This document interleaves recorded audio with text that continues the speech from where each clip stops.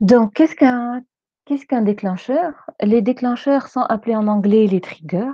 Donc c'est quoi un trigger ou un déclencheur? En fait, c'est un programme qui est très spécial. Donc c'est un programme, stocké et nommé. Donc c'est un programme qui ressemble aux fonctions et aux procédures que nous avons vues, la dernière fois. Mais ce programme-là, il a une spécificité. C'est quoi en fait cette spécificité? C'est qu'il se déclenche tout seul. Quand est-ce qu'il se déclenche tout seul? Eh ben, il se déclenche tout seul lorsqu'un événement se produit. Donc le trigger, c'est un programme qui va être créé pour se déclencher lorsque un événement est vrai. Alors c'est quoi cet événement?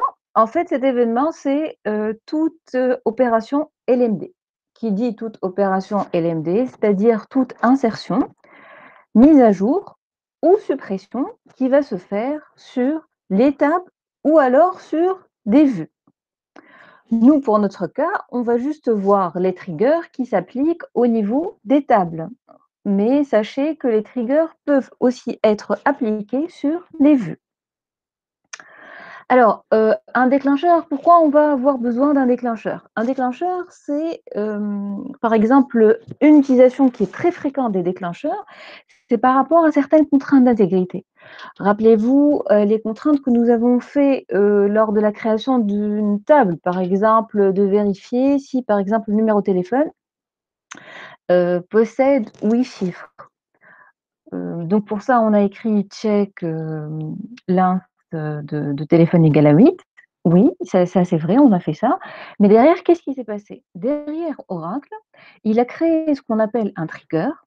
Ce trigger-là va se déclencher à chaque fois que nous insérons une nouvelle ligne au niveau de la table personne, par exemple, pour vérifier si le numéro de téléphone contient bien 8 chiffres. Donc il va s'exécuter automatiquement, c'est pas à nous de l'appeler. Et donc s'il trouve que le numéro de téléphone est sur 8 chiffres, donc il va accepter, l'ajout. Sinon, il va générer une exception disant: «Violation de la contrainte check, le numéro de téléphone doit être, de 8 chiffres». Donc ça, c'est une utilisation très, très fréquente du déclencheur, du trigger. On peut aussi avoir besoin d'un trigger à des fins de journalisation. Quelquefois, c'est intéressant de faire des logs, enregistrer donc tout ce qui s'est passé au niveau de notre base de données, chaque insertion, chaque modification, par qui elle a été faite. Il y a aussi un autre besoin, c'est quand il y a une dépendance entre 2 tables et que lorsqu'on met à jour une table, on voudrait mettre à jour l'autre table. On voudrait, créer un programme qui se déclenche automatiquement. Dès qu'il y a une modification de la table 1, on va générer ou on va appliquer des modifications au niveau de la table 2 et on veut que ça se fasse automatiquement. Donc on aura besoin d'un déclencheur ou d'un trigger. Alors sachez que les informations qui sont relatives aux triggers sont enregistrées au niveau de la vue Use the triggers et là on va voir donc, les, déclencheurs. Donc là ça va vous faire un tout petit peu peur, ça c'est la syntaxe, on va y revenir. Alors, là j'ai une petite illustration concernant les triggers avant d'aller, parler si vous voulez des types de triggers. Donc déjà, il y a une première classification de triggers. Il y a des triggers qu'on appelle des triggers before et des triggers after. En fait, les triggers peuvent être vus comme des agents de contrôle. Donc, s'il y a une opération LND, le trigger, ce qu'il va faire, il va vérifier cette opération et si c'est bon, il va laisser cette opération s'impacter au niveau de la table. Si c'est pas bon, il va générer une exception. Donc ça, ça c'est le rôle du trigger before. C'est ce que fait le trigger before. Pour ce qui est du trigger after, qui est là, le trigger after, en fait, c'est un petit agent qui veut juste contrôler que l'opération a été bien effectuée au niveau de la table et il va faire d'autres contrôles qui ne sont pas di- qui ne vont pas être affectés par ces opérations LMD. Par exemple, ce trigger after, qu'est-ce qu'il va faire? Dans l'exemple que je vous ai cité tout à l'heure, ce trigger after, il pourra par exemple enregistrer au niveau d'une table de journalisation. pour dire: «Il y a eu tel et tel événement sur la table». Ce trigger-là peut effectuer des opérations sur une autre table suite à cette opération-là, sur la table 1, donc c'est lui qui va effectuer des modifications au niveau de la table 2. Donc ça, c'est en gros le rôle du trigger after, d'accord? Et ça, c'est le trigger before. Là, on va voir en fait qu'il y a, une autre classification des triggers, donc mis à part les triggers after et les triggers before, nous avons, hem, ça on va le baisser un peu, nous avons des triggers de table et des triggers de ligne. Qu'est-ce que cela veut dire? Alors, les triggers de table sont des triggers qui sont exécutés une seule fois lorsqu'il y a des modifications sur une table, même si ces modifications impliquent plusieurs lignes. Par exemple, c'est le cas de la mise à jour et de la suppression. Rappelez-vous, lorsqu'on fait un delete from une table, on va supprimer toutes les lignes. Donc, il va y avoir des modifications qui vont s'impacter sur toutes les lignes. Donc, toutes les lignes vont être supprimées. Ce trigger de table, il s'exécute une seule fois. Alors, les triggers de ligne, ils sont des triggers qu'on va utiliser lorsqu'on veut accéder aux données qui sont en train d'être mises à jour, qui sont en train d'être ajoutées, qui sont en train d'être supprimées. Donc pour résumer, en fait, quand est-ce qu'on va utiliser les triggers de table et quand est-ce qu'on va utiliser les triggers de ligne? On va utiliser les triggers de table si on veut juste savoir ce qui s'est passé au niveau de la table. Il y a eu une modification, il y a eu une suppression, il y a eu une insertion. On veut juste avoir cette information. Si on veut juste avoir cette information, on va utiliser ce qu'on appelle les triggers de table. Les triggers de ligne vont être utilisés lorsqu'on a besoin d'accéder aux données qui sont en train d'être insérées, qui sont en train d'être mises à jour ou qui sont en train d'être supprimées. Lorsqu'on a besoin d'accéder à chaque donnée qui est en train d'être insérée, à chaque donnée qui est en train d'être mise à jour, à chaque donnée qui est en train d'être supprimée, on va utiliser ce qu'on appelle un trigger de ligne. Vous allez voir que réellement, au niveau de la syntaxe, la différence entre un trigger de table et un trigger de ligne est vraiment, Heu, pas énorme du tout, donc c'est par rapport à quelques il faut juste rajouter un petit mot-clé pour avoir un trigger de ligne au lieu d'avoir un trigger de table. Là, je vais revenir à la syntaxe, donc n'ayez crainte, je sais qu'il y a énormément d'informations là-dedans, mais on va décortiquer ça petit à petit. Alors, hem, create, or replace trigger, donc le create or replace, c'est comme on a vu pour les procédures et les fonctions. Donc on peut faire un create trigger pour créer le trigger s'il n'existe pas, ou un create or replace trigger. Un create or replace trigger, si le trigger n'existe pas, il va le créer. Si le trigger existe, il va le modifier. Ensuite, ici, nous avons le before, after. Donc, ce que je vous ai montré tout à l'heure, un trigger before, un trigger after. Donc là, en fait, un trigger, il peut être soit before, soit after, mais pas les deux en même temps. Donc, c'est à nous de voir quel genre de contrôle on voudrait faire. Est-ce qu'on veut contrôler les données avant que ça s'impacte au niveau de la base de données, ou on veut juste savoir, on veut juste faire des choses juste après que l'impact ait eu lieu. Donc c'est le before ou after. Ce instead of, que vous voyez ici, le instead of, en fait, il est réservé pour les vues et on a dit qu'on n'allait pas voir les vues. Donc ça, c'est pour les vues. Alors ensuite, before, after, donc insert or update or delete. Parce que rappelez-vous, le trigger, il va se déclencher lorsque un événement LMD, va avoir lieu. Donc, un élément LMD, c'est soit une insertion, soit une mise à jour, soit une suppression. Alors, on peut créer un trigger pour juste, pour l'opération d'insertion seulement. On peut créer un trigger pour l'opération de mise à jour seulement, comme on peut créer un trigger pour une opération de suppression seulement. Ou alors, on peut créer un trigger qui va se déclencher pour les 3, soit insertion, soit mise à jour, soit suppression. Alors là, ce qui est en vert, c'est lorsque on veut spécifier la mise à jour. On veut spécifier la mise à jour de certaines colonnes. Ça veut dire que je ne voudrais pas que le trigger se déclenche pour toutes les colonnes. Je voudrais que le trigger se déclenche pour la mise à jour d'une ou de certaines colonnes. Et là, on va spécifier avec le mot-clé update of. Update of va nous permettre de spécifier quelles sont les colonnes qui, lorsqu'elles sont modifiées, notre trigger va se déclencher. Alors, donc le before, insert, update, tout ça, ça c'est l'événement du trigger. D'accord? Ça, c'est l'événement du trigger. Before insert, after update, before insert or update. Donc tout ça, c'est l'événement. Ensuite, ça, c'est en bleu. On ne va pas voir en fait cette option, donc on va zapper. Et là, on va mettre on, nom de la table. Donc on va appliquer, parce qu'un trigger, il s'applique toujours sur une seule table.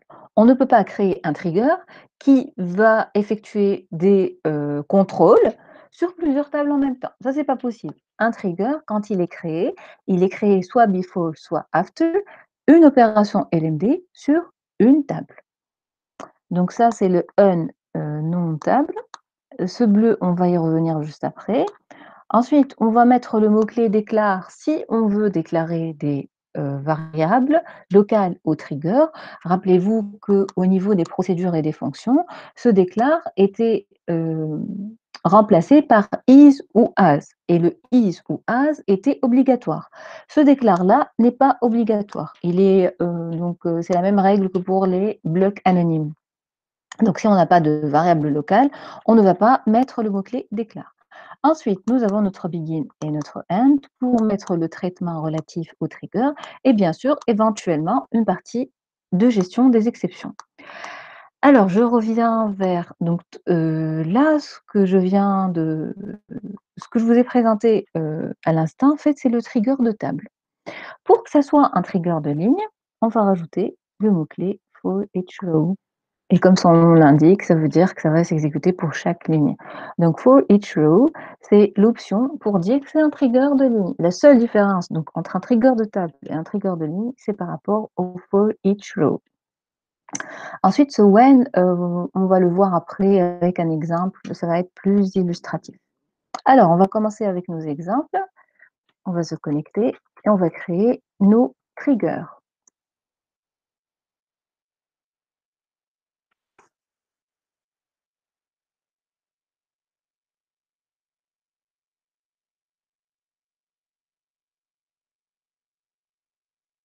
Juste vérifier le nom de mon fichier. Trigger, pas exception.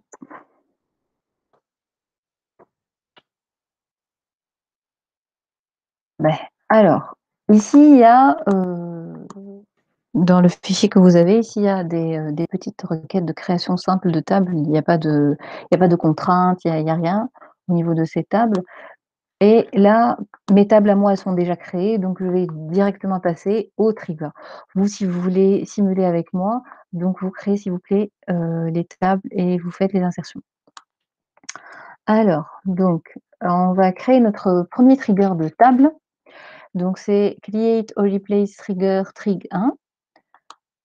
Donc, c'est un trigger qui va se déclencher before, donc avant une insertion, au niveau de la table produit 2.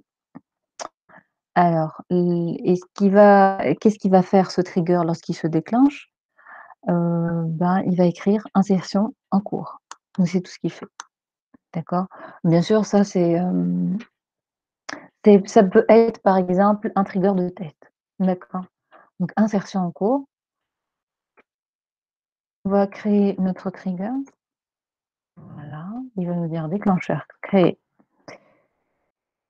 Et on va le tester. Bien sûr, pour tester ce trigger, il faut faire une insertion.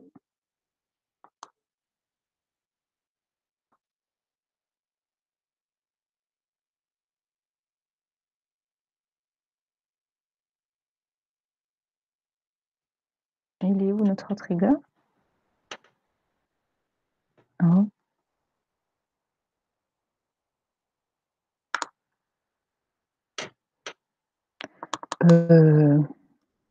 Là, c'est pas normal. Le trigger, il est où? Excusez-moi. Moi, je t'active l'interface ce matin. Ah oui, merci.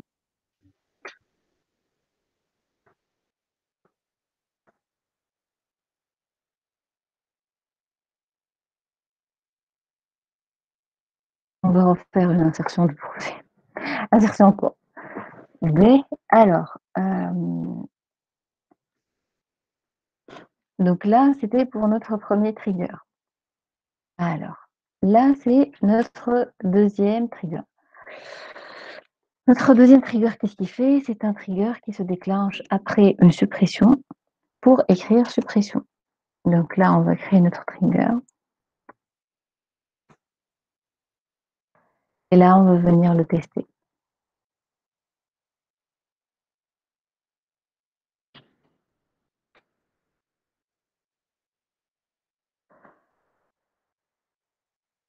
Donc là, delete frame produit 2, suppression, 3 lignes à supprimer. Alors, il y a une petite différence entre les triggers de table et les triggers de ligne.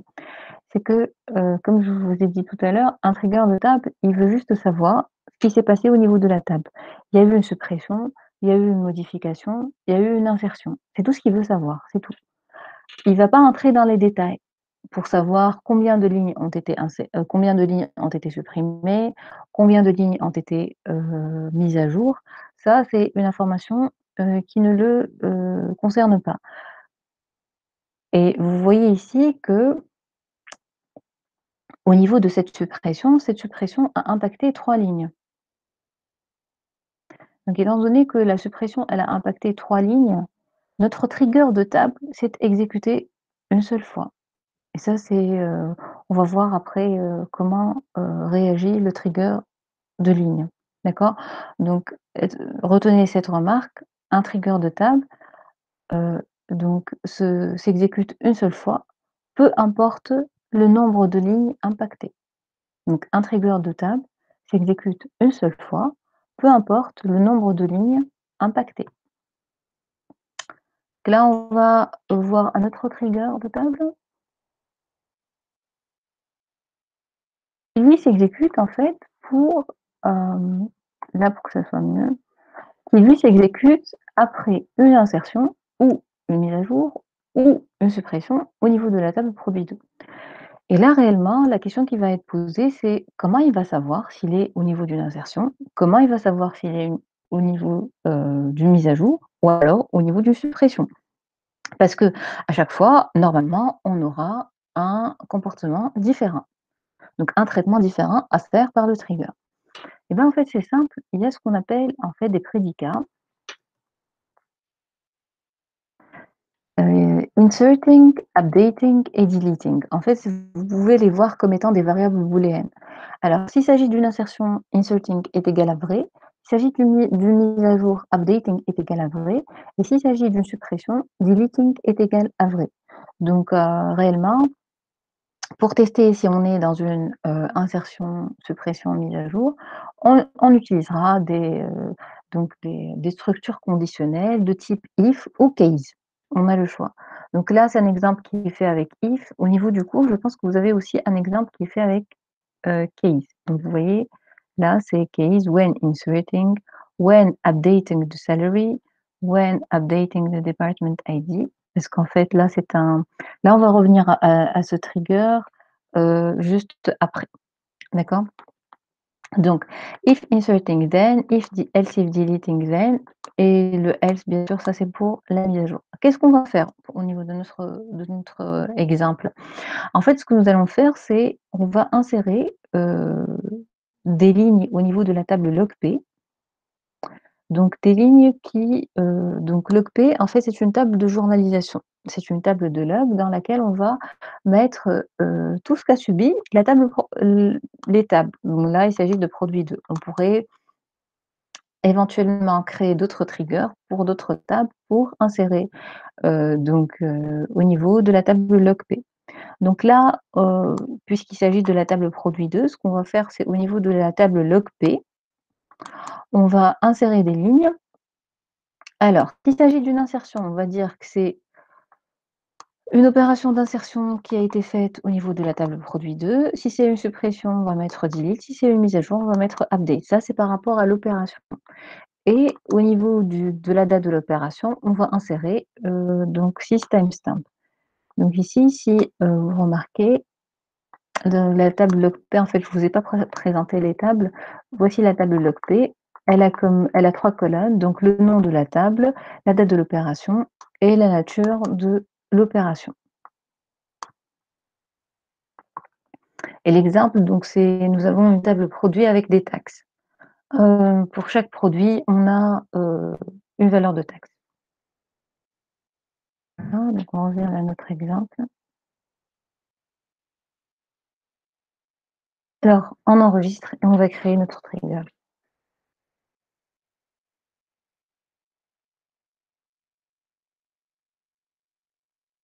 Voilà, notre déclencheur a été créé convenablement et là, on va venir le tester. Bien sûr, pour tester ce trigger, ça c'est un trigger, qui va, réellement se déclencher pour toutes les opérations, que ce soit des opérations d'insertion, que ce soit des opérations de mise à jour, que ce soit des opérations de suppression. C'est toujours un trigger de table, hein. Alors, on va venir ici faire des insertions. Notre table est vide, donc on va là, insert into produit de values, donc nous avons insertion en cours. Rappelez-vous, ça c'est un affichage qui nous est donné par le premier trigger que nous avons créé. Nous allons insérer une deuxième ligne au niveau de produit, une troisième ligne, c'est le même comportement on va observer à chaque fois. Ensuite, on va faire un update. Cet update, si vous le voyez, update produit 2, j'ai enlevé le update produit 2, set prix égale, prix fois 1.1 et donc ça, c'est une instruction, qui va impacter toutes les lignes, donc qui va normalement impacter 3 lignes et bien sûr notre trigger, il va s'exécuter une seule fois.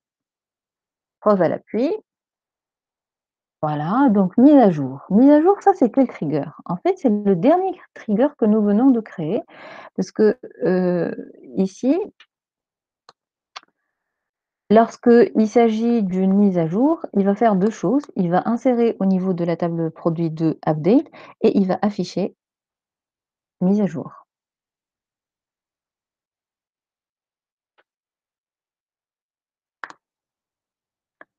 Voilà, donc là, on va appliquer donc la dernière, modification sur la table produit 2. On va supprimer 3 lignes. Suppression, ça c'est le deuxième trigger qui s'est exécuté. Alors, là, comment vérifier si notre déclencheur, le dernier déclencheur que nous avons créé, marche bien pour le cas de l'insertion et pour le cas de la suppression? On a vu que pour le cas de la mise à jour, notre trigger s'est bien déclenché en affichant le message «mise à jour». Donc comment on va faire? Bien sûr, on va vérifier au niveau de la table logp. On va voir si logp, ben, contient les entrées que nous venons de créer. Donc, alors on va faire un petit select étoile.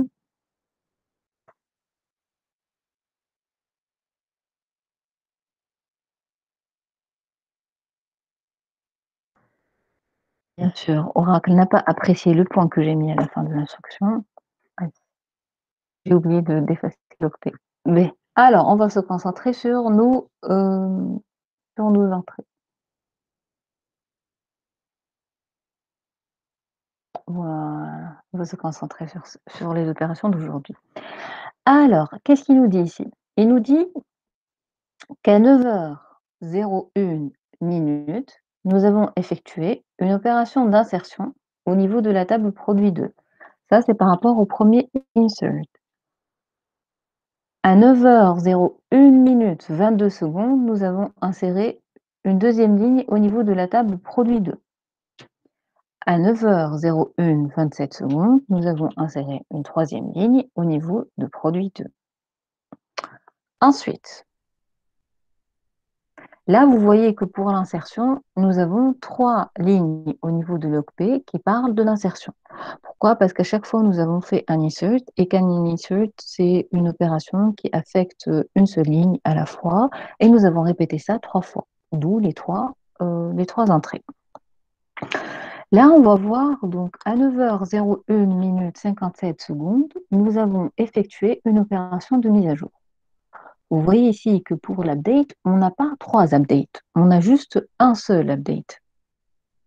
Parce que, comme je vous ai dit tout à l'heure, le trigger de table, toute l'information, qu'il cherche, c'est de savoir qu'est-ce qui s'est passé au niveau de la table.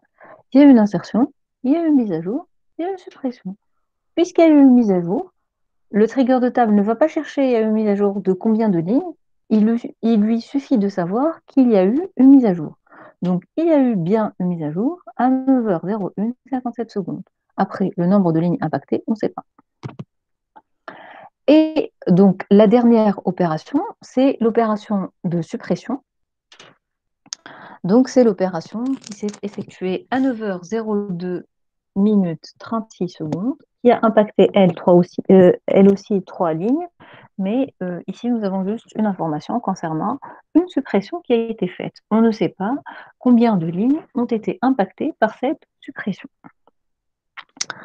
Bien, donc là, c'est pour les triggers de table. On va passer voir tout d'abord l'exemple du cours et ensuite le trigger de ligne. Alors, au niveau de l'exemple du cours, nous avons ici un trigger qui va se déclencher avant insertion, mise à jour de 2 colonnes, salaire, département, ou suppression au niveau de la table employee. Alors, ce qui va se passer, c'est si c'est une insertion, il va afficher inserting. Et là, puisque c'est pas un update, c'est un update off. Donc là, on va mettre updating et entre parenthèses, on va mettre le nom de la colonne. Donc si c'est la mise à jour du salaire, on va écrire updating salary. Si c'est la mise à jour du département, on va écrire updating department ID. Et sinon, on va écrire donc when deleting ou alors else simplement then the BMS output.putLine deleted. Donc ça, c'est par rapport au prédicat lorsque nous avons un update off. Très bien, donc on revient à notre petit fichier.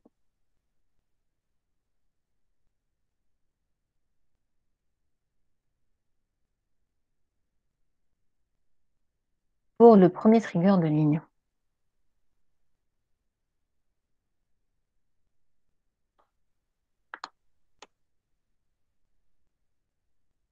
Alors, pour les triggers de ligne, mis à part la petite différence qui existe au niveau de la syntaxe, il ajoute du for each row. Il y a encore quelques détails en fait qui sont différents par rapport au trigger de table. Ce que je vous ai dit tout à l'heure, excusez-moi, je vous ai dit que le trigger de ligne accède aux données qui sont insérées, mises à jour et supprimées. Et ben pour accéder à ces données, il lui faut bien une structure des variables qui vont stocker ces données-là. Et ben ces variables s'appellent 2.new et 2.old. Ces variables-là, en fait, elles sont de type row type. Donc, c'est table.pourcentage row type. Par exemple, si c'est un trigger qui se déclenche sur la table produit 2, 2.new, c'est produit 2 pourcentage row type. 2.old, c'est produit 2 pourcentage row type. Alors, donc, 2.new et 2.old, ce sont deux variables qui contiennent les données. Sauf que, bien sûr, elles vont contenir des données dépendamment de l'opération qui se passe. Alors, s'il s'agit d'une insertion, 2.new va contenir les nouvelles valeurs qui vont être insérées au niveau de la table. Donc, elles vont contenir les nouvelles données, les données d'une nouvelle ligne qui va être insérée au niveau de la table. Et étant donné que c'est une insertion, donc on n'a pas d'anciennes valeurs, donc 2.old, il va pointer sur le nul. Lorsqu'il s'agit d'une mise à jour, 2.new aura les nouvelles valeurs de la ligne qui vont être mises à jour et 2.old va avoir les anciennes valeurs de la ligne. Si c'est un delete, bien sûr, 2.new n'aura rien, donc 2.new va pointer sur le nul et 2.old va avoir les anciennes valeurs qui vont être supprimées. Donc je vais illustrer mes propos via un exemple.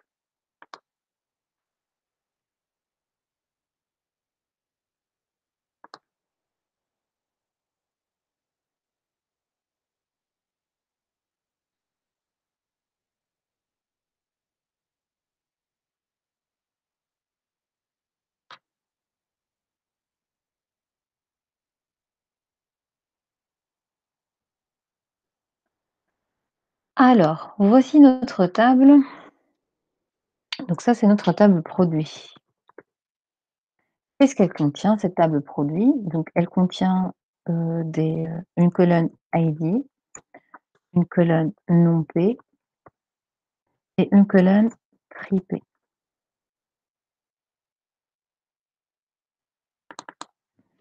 Alors, supposons que, nous avons au niveau de notre table les entrées suivantes. Donc nous avons ça c'est un stylo qui coûte 1 dinar.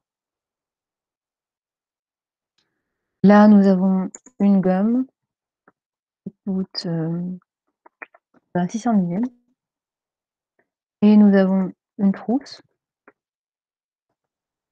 très bon prix, qui coûte 3 dinars. Ça, c'est ce que nous avons. Là, nous allons faire, quelques opérations au niveau de la table produit. On va voir ce que va contenir les 2 points new, 2 points old. Par exemple, là, on va faire un insert. Donc un insert into produit, values et là, on va insérer alors, qu'est-ce qu'on va insérer? On va insérer un crayon, coûte 700 millim.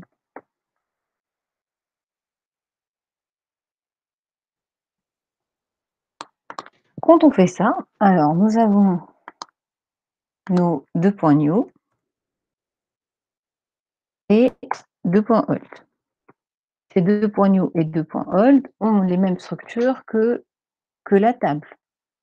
D'accord? Donc ici, on va retrouver les sous-variables. Donc c'est des records, c'est des raw types, 2 points new, 2 points old.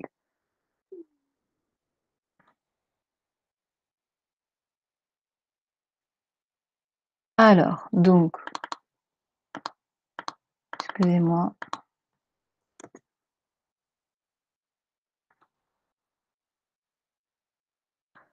Alors, puisqu'il s'agit d'une insertion, donc au niveau de 2 points new, on va trouver ici, pour l'ID, on va trouver 4. Pour le nom, on va trouver crayon et pour le prix, on va trouver 0,7. Étant donné que c'est une insertion, donc au niveau de 2 points old, est-ce que nous avons un ID? Non, donc ça c'est nul, ça c'est nul et l'autre pointe aussi sur le nul, puisqu'on n'a pas de valeur ni pour l'ID, ni pour monter, ni pour prix, parce que c'est un produit qui vient d'être inséré. Donc là, on va faire une petite, par exemple, mise à jour, un update.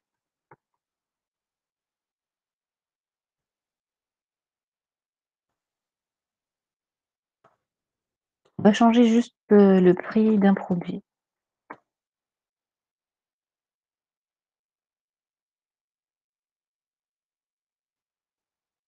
Donc là, on va augmenter le prix du produit, du premier produit.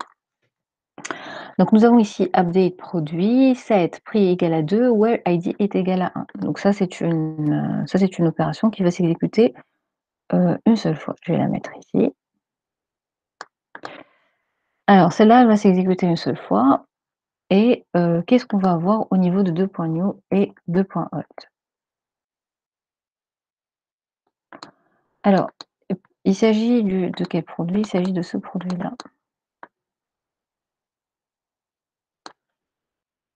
Donc 2 points old, que contient 2 points old? En fait, 2 points old contient les anciennes valeurs relatives au produit 1. Donc nous avons 1 au niveau de l'ID, le stylo et le prix, il est de 1 dinar.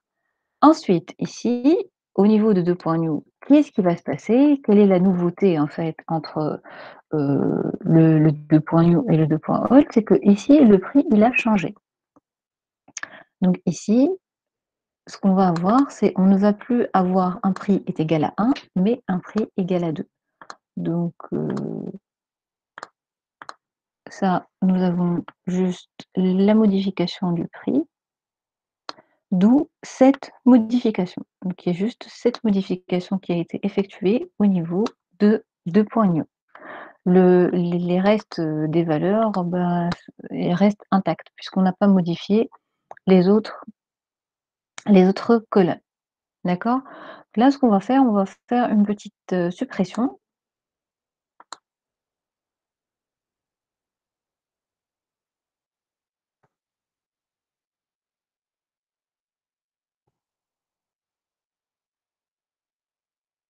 Là, on va supprimer, le produit, 4. Alors, si on va supprimer le produit 4, c'est réellement l'inverse de ce qu'on a mis ici qui va être, donc normalement ça c'est juste essayer d'inverser. Mmh. Donc ça devient notre 2 points new et ça devient notre 2 points old. Avant ce que nous avions un crayon qui coûtait 700 millim, dont l'ID était égal à 4. Maintenant, on n'a plus rien, donc ça va être remplacé par rien, parce que ça va être supprimé. Heu, Qu'est-ce qui s'est passé? Alors, on va faire un copier et on va faire des contrôle Z. On va essayer de faire un contrôle V.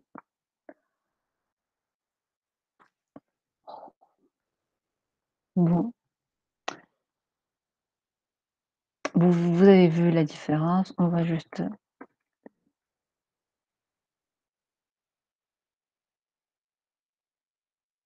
ça c'est les aléas du direct, hein. Oui, alors, donc ça c'est le 2 points, juste inverser les ordres. Ça c'est le 2 points new et ça c'est voilà, là c'est 2 points new et là c'est 2 points old.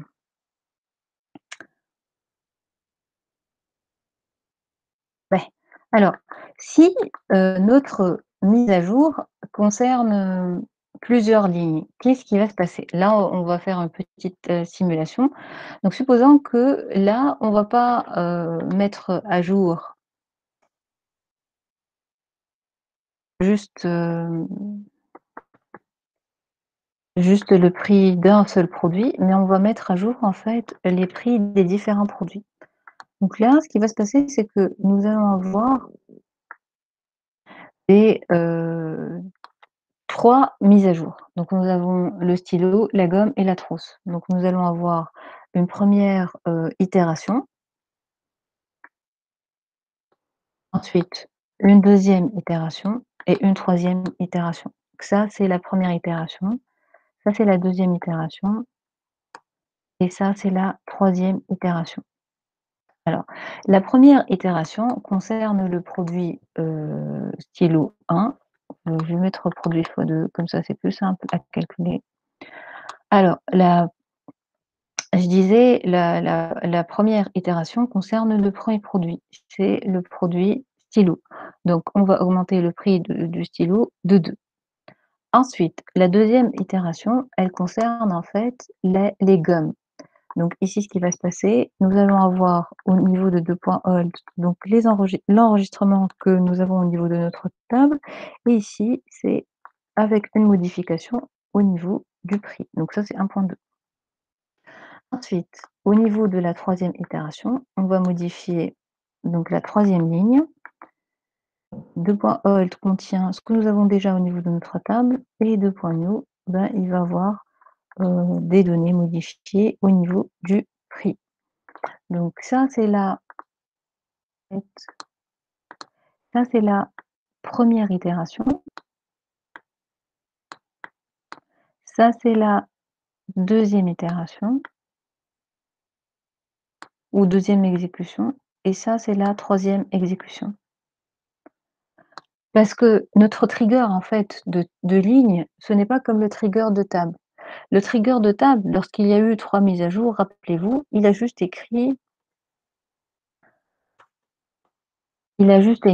eu une opération de update et d'ailleurs vous avez vu ici que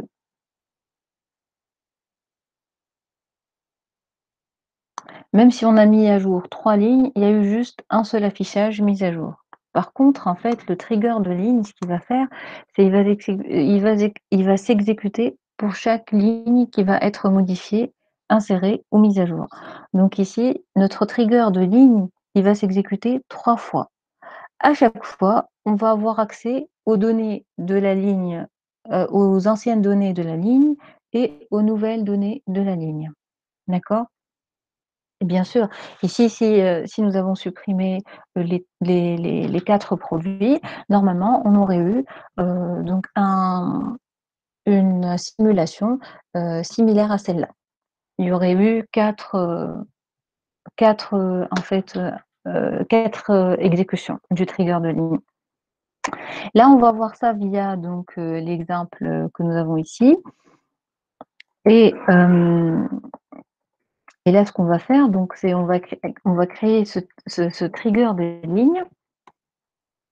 Il va s'exécuter avant insertion ou mise à jour ou suppression, sur la table produit 2, for each row. Donc si il s'agit d'une insertion, qu'est-ce qu'on va faire? S'il s'agit d'une insertion, on va à chaque fois afficher l'ancien prix et le nouveau prix, ainsi que l'ancienne quantité et la nouvelle quantité. Alors, pour l'ancien prix, comment on va l'afficher? Si on va utiliser le 2.old.prix, rappelez-vous que 2.old et 2.new sont des row types par rapport à la table produit 2. Donc, au niveau de 2.old, on va retrouver les colonnes de la table produit 2.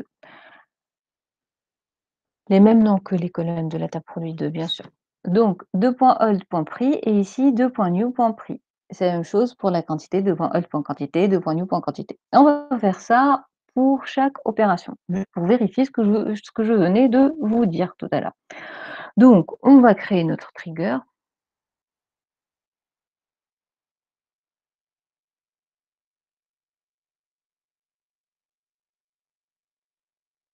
Notre trigger a été créé. Et là, on va le tester. Bien sûr, pour tester notre trigger, on va faire des opérations d'insertion, de mise à jour et de suppression. Là, on va commencer par l'insertion. Insérer le premier produit. Alors, on a des affichages, on a insertion en cours, ça c'est quoi? Ça c'est le trigger de table de tout à l'heure, parce que le trigger, on ne l'a pas désactivé. Donc il est toujours actif le trigger de table. Et oui, on peut avoir plusieurs triggers qui vont se déclencher pour une même table, pour un même événement. On a le droit de créer autant de triggers qu'on veut. Après, pour le déclenchement des triggers, c'est un tout petit peu aléatoire en fait. Pour les triggers, qui ont le même événement, c'est un tout petit peu aléatoire. Je crois que c'est le trigger de ligne qui l'emporte, d'après les exemples. Alors, ici, insertion en cours, ça c'est un affichage qui a été donné par le trigger de table de tout à l'heure, le premier trigger que nous avons créé. Et ancien prix, nouveau prix, ancienne quantité, nouvelle quantité, ça vient d'être affiché par notre petit dernier, c'est le, trigger de ligne, celui-là. Puisqu'il s'agit d'une insertion, regardez ancien prix et ancienne quantité, ça c'est les 2 points hold lors de l'insertion. On n'a pas d'affichage. Pourquoi? Parce que ça pointe sur le nul. Et vous voyez ici que nous avons en fait un affichage concernant les nouveaux prix et nouvelles quantités. C'est normal, c'est une ligne qui vient d'être insérée. Donc c'est 2 points new qui contient donc les nouvelles valeurs des colonnes qui vont être insérées et 2 points hold qui ne contient rien. Là, on va refaire une insertion pour donner plus d'informations à notre, donc là, c'est le troisième produit. Ouais, c'est les 3 insertions. Ensuite ce que nous allons faire une opération de mise à jour. Donc un petit update, augmenter les prix. Regardez l'affichage, il est différent de tout à l'heure. Pourquoi? Parce qu'en fait, une insertion, elle impacte toujours une seule ligne, mais une mise à jour, elle peut impacter plusieurs lignes. Alors, ce que nous avons ici, nous avons à chaque fois l'affichage de l'ancien prix et de l'ancienne quantité, ainsi que du nouveau prix et de la nouvelle quantité. Ça, c'est par rapport à la première ligne, ça, c'est par rapport à la deuxième ligne, ça, c'est par rapport à la troisième ligne. Donc, c'est ce que je vous ai montré ici. D'accord? Donc, ici, vous voyez que l'ancien prix était de 0,5 et que le nouveau prix est de 0,55. L'ancienne quantité, elle est de 30, la nouvelle quantité, elle est de 30 parce que la quantité n'a pas changé, donc on va garder la même valeur. Il est de même pour les autres produits. Et la mise à jour, ça c'est le trigger de tout à l'heure si vous vous souvenez. C'est le trigger qui fait la journalisation, qui a affiché mise à jour. Et là, nous avons 3 lignes mises à jour. Vous remarquez ici une autre différence entre le trigger de table et le trigger de ligne, donc c'est la différence en fait, c'est qu'un trigger de table s'exécute une seule fois, bien qu'il y ait eu 3 lignes impactées. Le trigger de ligne, lui, il s'exécute pour chaque ligne qui est impactée par la modification. Puisqu'ici, nous avons 3 lignes qui sont impactées par la modification, le trigger de ligne s'est exécuté 3 fois. Là, on va voir, donc on va voir la même simulation pour la suppression. Donc on va vider notre table et bien sûr, on retrouve, juste, puisque c'est une suppression, donc les 2 points old sont alimentés et les 2 points new pointent sur le nul, puisqu'il n'y a pas de nouvelles valeurs qui vont être insérées, donc c'est assez normal que les 2 points new pointent sur le nul et qu'au niveau du 2 points old, nous avons les anciennes valeurs. Bien sûr, même remarque que pour, tout à l'heure, le trigger de ligne s'est exécuté 3 fois parce que nous avons supprimé 3 lignes. Le trigger de table, lui, bien qu'on ait supprimé 3 lignes, il s'est exécuté seulement une seule fois. Voilà, donc là, on va vérifier quand même au niveau de l'OP, est-ce qu'il y a eu des insertions au niveau de l'OP? Est-ce que le trigger de tout à l'heure, il s'est exécuté? Normalement, on a un petit indice, parce que c'est lui qui a affiché mise à jour. Normalement, il s'est déclenché.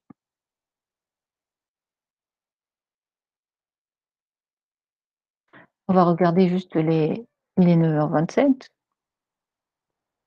donc par rapport au timestamp.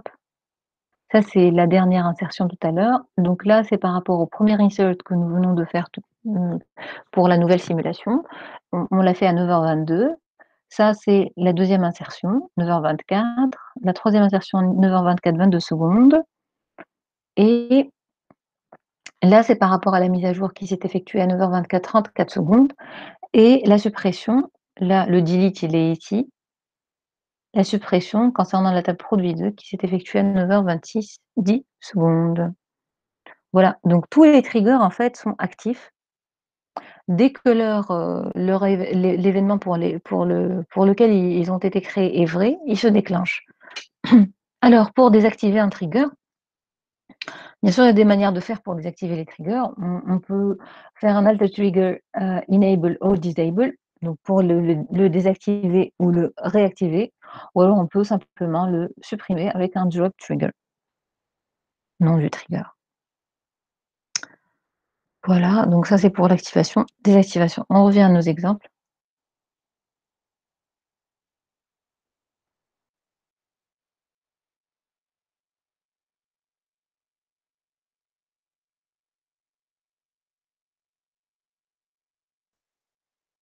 Alors, donc ça c'est un exemple de trigger qui se déclenche après, pardon, avant une mise à jour au niveau de la table de taxe. Alors, si la valeur de la taxe est supérieure à 0,25, on va, vous vous rappelez de cette petite, on va faire ça, ce scénario. Donc, si, la valeur de la taxe est supérieure à 0,25, on va déclencher une erreur bloquante disant que la valeur de la taxe est trop grande. D'accord? Donc, là, on va enregistrer notre trigger. Non, pas celui-là, ici. Notre trigger a été créé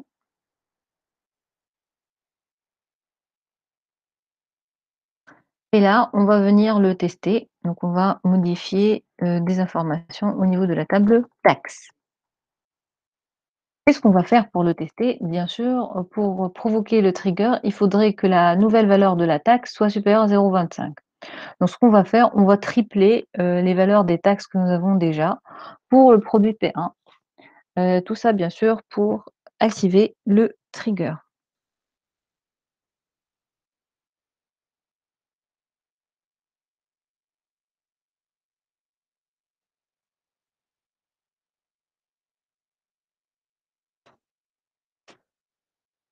Donc là,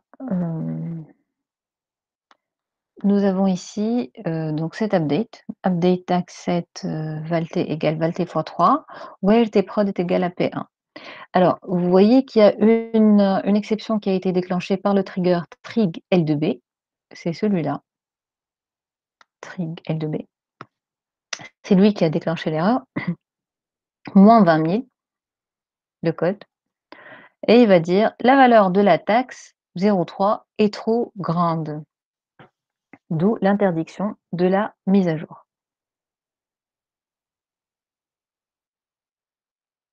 Ça, c'est un des rôles intéressants du trigger. Lorsqu'il y a une incohérence, il ne va pas euh, accepter la mise à jour. Alors, ici, on va faire quelque chose euh, on va faire quelque chose d'un tout petit peu différent.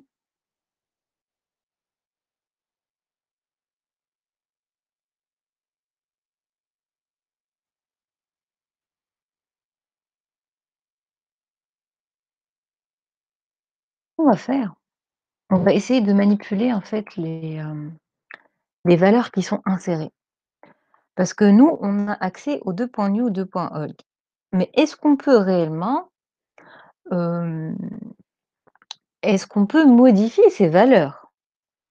Est-ce qu'on peut, en ayant une valeur en entrée, donc on va, on va écrire une requête insert into avec certaines valeurs, est-ce qu'on peut modifier ces valeurs avant qu'elles ne soient impactées au niveau de la table? Est-ce qu'on a accès à ça ou pas? Donc c'est ce qu'on va tester. Regardez le trigger, donc Create Replace Trigger trig L2A after insert on produit 2 for each row, puisque c'est un trigger de ligne, begin. 2.new.quantité reçoit 2.new.quantité moins 1. Qu'est-ce qu'on va faire ici? Ça, c'est un trigger qui est c'est un trigger de mauvaise foi. En fait, que va faire ce trigger? C'est un trigger qui a été créé par un employé qui va essayer de vendre des produits au marché noir. Pour camoufler le vol qu'il va effectuer au niveau de l'entreprise, il a créé ce trigger. Que fait ce trigger? Eh ben, ce trigger, à chaque fois que le gestionnaire de stock, à chaque fois qu'il va entrer des données au niveau du stock, eh ben, ce trigger, qu'est-ce qu'il va faire? Il va subtilement, on ne va pas le voir, il va en catimini, en cachette, diminuer la quantité de 1. Comme ça, l'employé va pouvoir prendre un article du stock et ça ne va pas être visible au niveau de la base de données. Parce qu'au niveau de la base de données, la quantité réellement enregistrée, ça va être la quantité qui est diminuée déjà de 1. Et donc, on ne pourra pas dire qu'il y a un décalage entre le nombre de produits en stock et le nombre de produits au niveau de la base de données.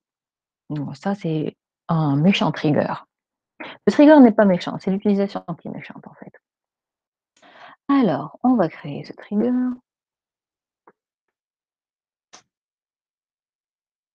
Oh, qu'est-ce qu'il nous dit? Impossible de changer les valeurs new pour ce type de déclencheur. Pourquoi il nous dit ça? Parce qu'en fait, si vous regardez, l'événement, c'est un after. Et qu'est-ce qu'on a dit en fait? D'après la petite simulation, le after, il est là. Donc le after, c'est un trigger qui se déclenche après que les mises à jour aient été effectuées au niveau de la table. Et donc le trigger after, il ne peut pas modifier des valeurs. Il connaît juste les dernières valeurs. Mais il ne peut pas modifier des valeurs, le after. Il ne peut pas faire ça. Celui qui peut faire ça, c'est en fait le before. Le before, il est capable, puisqu'il accède euh, aux données avant que ces données-là soient impactées au niveau de la table, cet accès-là, en fait, lui permet de modifier les données. Donc, before insert on produit 2, for each row, begin, et on va modifier la quantité. Là, on va enregistrer et on va réexécuter notre trigger. Déclencheur créé. Donc là, on va venir tester notre trigger. Comment on va le tester? On va insérer un produit. Donc imaginez qu'on insère des piles. Ici, nous avons une quantité qui est égale à 50. Ça, c'est quantité. Donc au niveau, de la table produit 2, on va insérer 50 piles. Alors, je vais vous faire déjà un petit, select étoile from produit 2.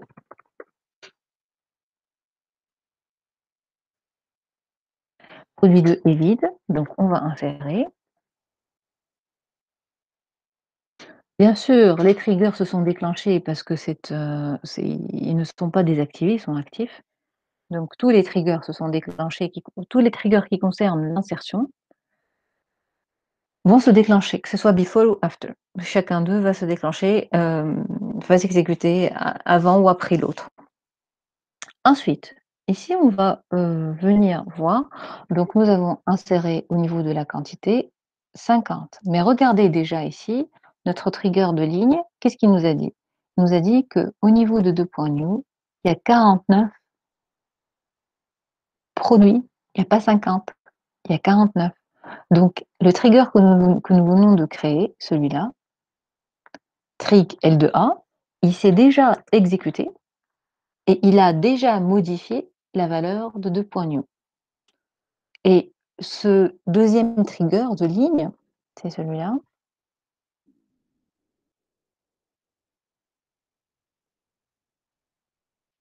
C'est trig L1.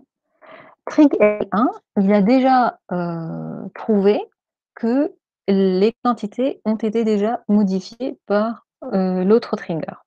D'accord? Mais même s'il ne trouve pas, de toutes les façons, ça va être modifié. Là, on va vérifier. Vous voyez bien que la quantité est diminuée de 1. Donc, au niveau du stock, on fait un select étoile, nous avons juste 49 produits. On n'a pas 50 produits. Vous voyez? Donc là, c'est pour le petit exemple donc, de la modification de 2.new.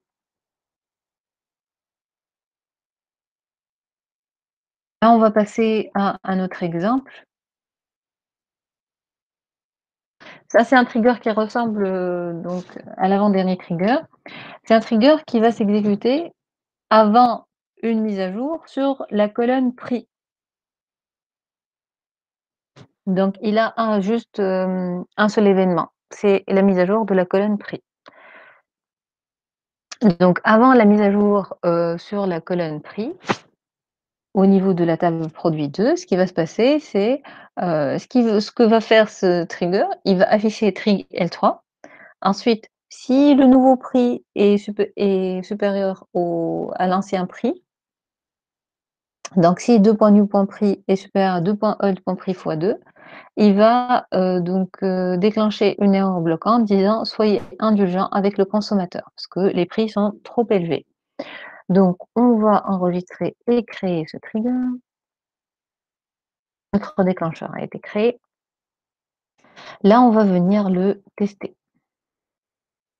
Bien sûr, pour tester ce trigger, on va essayer d'augmenter le prix de façon exorbitante pour qu'il se déclenche. Il s'est bien déclenché et il nous a dit soyez indulgent avec le consommateur parce que les prix sont trop élevés. Mais là, on va créer un trigger qui, en fait, on va modifier ce trigger pour rendre son exécution plus optimale. Comment ça? On va utiliser le when. Si vous vous rappelez, je vous ai dit qu'il y avait, ici au niveau du cours, je vous ai dit qu'il y avait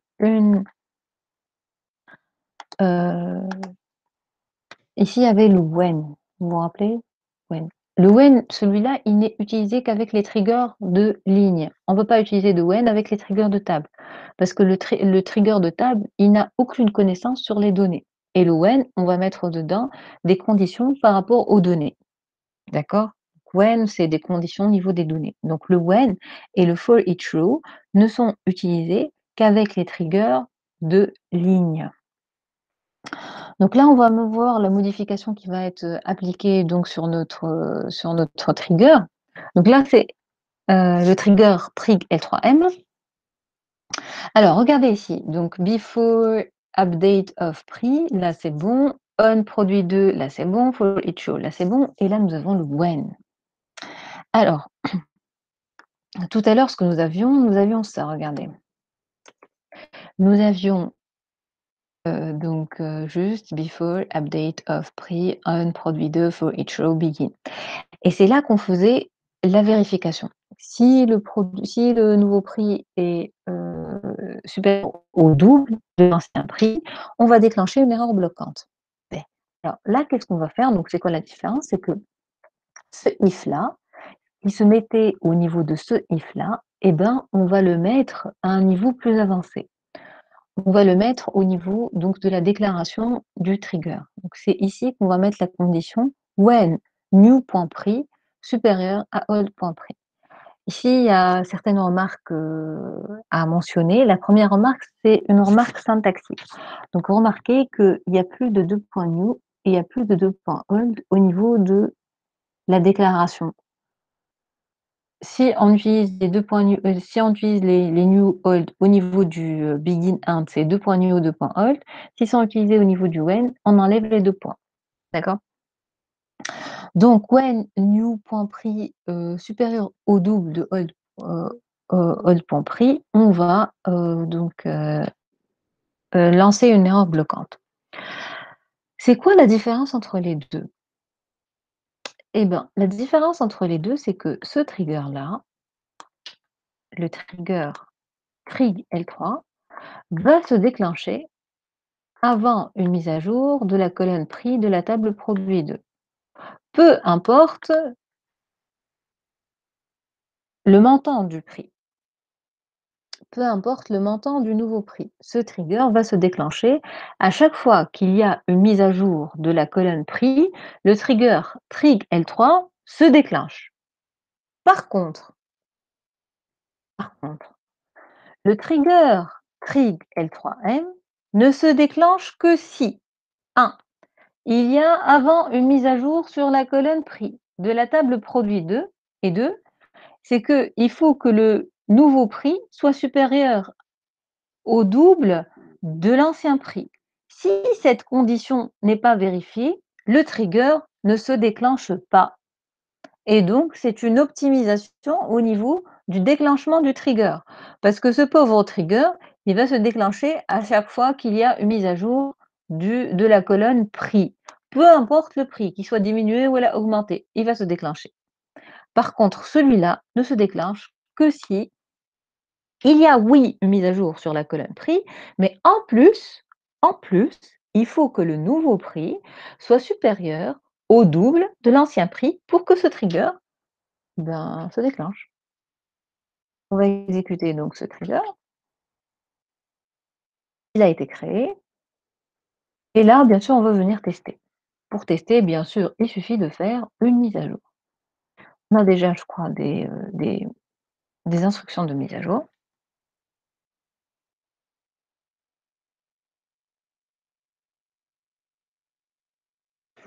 Alors, pour illustrer mes propos, tout d'abord, on va faire une petite augmentation des prix. Donc, prix égal à prix fois 1.1. Vous voyez ici que trig L3 s'est exécuté. Donc, le trigger de tout à l'heure, il s'est exécuté. Pourquoi? Parce qu'il y a une modification du prix. Alors, il a affiché trig L3, mais puisque l'augmentation n'est pas significative, il n'a pas déclenché d'erreur bloquante.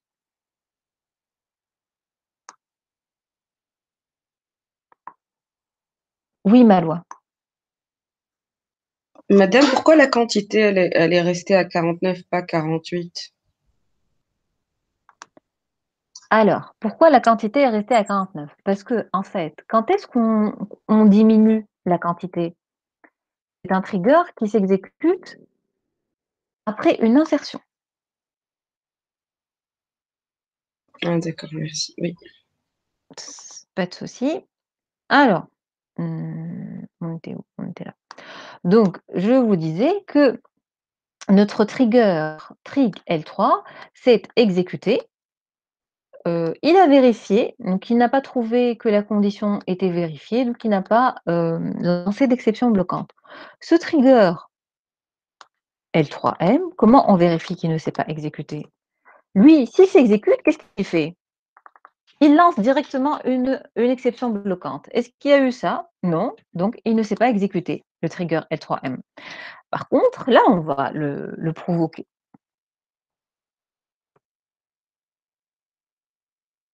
Voilà, donc c'est lui qui s'est exécuté en premier.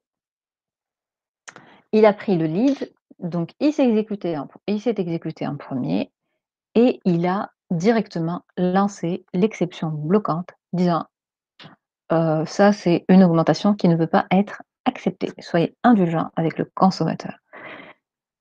Donc c'est lui qui s'est exécuté en premier et il a tout bloqué. Les autres n'ont pas eu le temps, bien sûr, de s'exécuter. Voilà, ce sera normalement tout concernant les triggers. Donc, pour résumer, on a vu qu'il y a 2 types, de triggers, donc ce qu'on appelle les triggers de table et les triggers de ligne. Les triggers de table, on va les utiliser si on veut juste savoir quelle opération a été faite au niveau de la table. Donc on veut juste savoir, s'il y a eu une modification, s'il y a eu une insertion, s'il y a eu une mise à jour. Mais on ne s'intéresse pas, au nombre de lignes qui ont été, impactées, par ces modifications. On ne s'intéresse pas aux données qui sont insérées, qui sont modifiées, qui sont mises à jour. Donc ça concerne les triggers de table. Les triggers de ligne, ce sont des triggers qui vont s'exécuter à chaque fois qu'il y a une insertion ou une modification ou une, suppression au niveau de la table et ils vont s'exécuter pour les insertions, pour les mises à jour et pour les suppressions.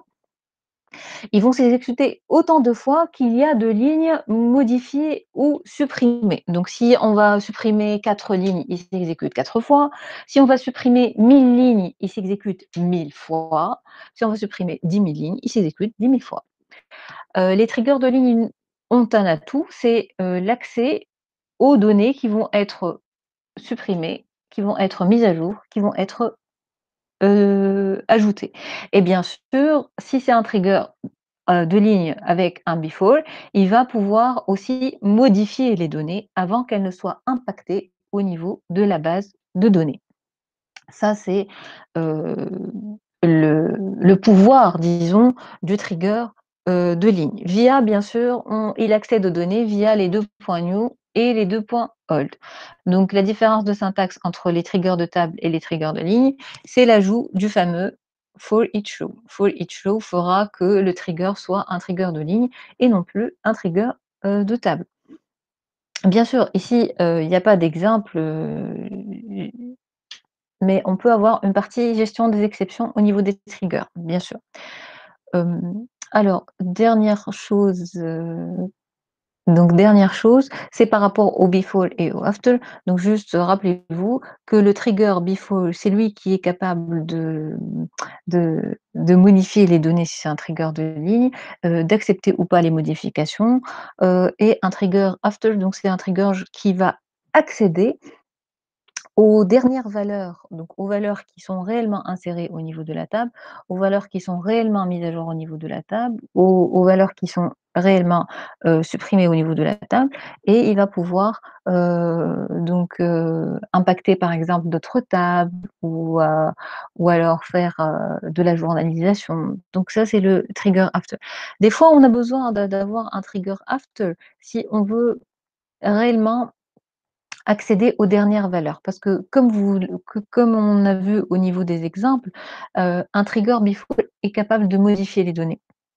Donc lorsqu'on veut déclencher un trigger qui va, inspecter, les données réelles qui vont être mises au niveau de la base de données, il faut qu'il soit un trigger after. Parce qu'en fait, bien sûr, le trigger before s'exécute avant le trigger after. Donc, celui-là s'exécute en premier et celui-là s'exécute après. Donc, on va laisser les triggers before s'exécuter. Ils vont modifier les données, ils vont faire leur traitement et ensuite viendra le trigger after pour avoir un accès, disons, clean aux données. Voilà. Je sais pas si vous avez des questions?